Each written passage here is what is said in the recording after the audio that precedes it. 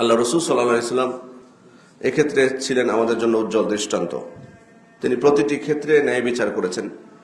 তিনি যেমন আল্লাহ তাআলার যে হদ বা তার নির্ধারিত যে শাস্তি সেটা প্রয়োগের ক্ষেত্রে যেমন ন্যায় বিচার করেছেন, বিচারের ক্ষেত্রেও ন্যায় বিচার করেছেন।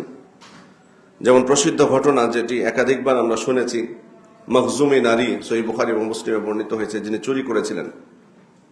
সম্ভ্রান্ত বংশের নারী হওয়ার কারণে সাহাবা ইকরাম ইতস্তত বোধ করেন তার উপর হদ কায়েম করতে, এবং তারা সিদ্ধান্ত নেন যে আল্লাহ রাসূল সাল্লাল্লাহু আলাইহি ওয়াসাল্লামকে রিকোয়েস্ট করতে হবে, সুপারিশ করতে হবে তার কাছে, যে তিনি যাতে এই নারীর যে শাস্তি, তার উপর যে হদ কায়েম করা হবে, চুরির শাস্তি, সেটা যাতে তিনি মওকুফ করে দেন। কিন্তু কেউ সাহস পাচ্ছিলেন না আল্লাহ রাসূল সাল্লাল্লাহু আলাইহি ওয়াসাল্লামকে বলার। তার মানে বোঝা যাচ্ছে, এটা থেকেই বোঝা যাচ্ছে যে তিনি বিচারের ক্ষেত্রে কতটা কঠোর ছিলেন। মানে যার যেটা প্রাপ্য, যার প্রাপ্য যে শাস্তি, তাকে অবশ্যই সেটা দিতেন। এই জন্য তারা সাহস করতে পারছিলেন না। তবে তারপরও থেমে থাকেননি উসামা বিন যায়েদ, আল্লাহ রাসূল সাল্লাল্লাহু আলাইহি ওয়াসাল্লামের সবথেকে প্রিয় ব্যক্তি, হিব্বু রাসূলিল্লাহ সাল্লাল্লাহু আলাইহি ওয়াসাল্লাম, তাকে বললেন যে তুমি বললে হয়তো কাজ হতে পারে। তিনি যখন বললেন, আল্লাহ রাসূল সাল্লাল্লাহু আলাইহি ওয়াসাল্লাম তার উপর অনেক রেগে গেলেন, তার চেহারা বিবর্ণ হয়ে গেল।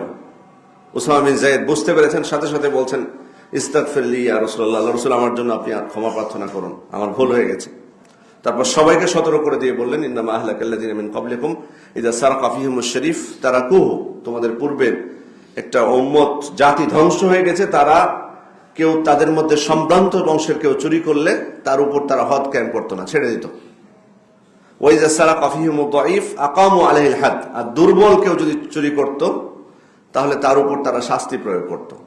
ওয়াইমুল্লাহ লাউ আন্না ফাতিমাতা বিনতে মুহাম্মদ সারাকাত লাকাতাতু ইয়াদাহা, আমি আল্লাহ শপথ করে বলছি, আমার কন্যা ফাতেমাও যদি চুরি করত আমি তার হাত কেটে দিতাম।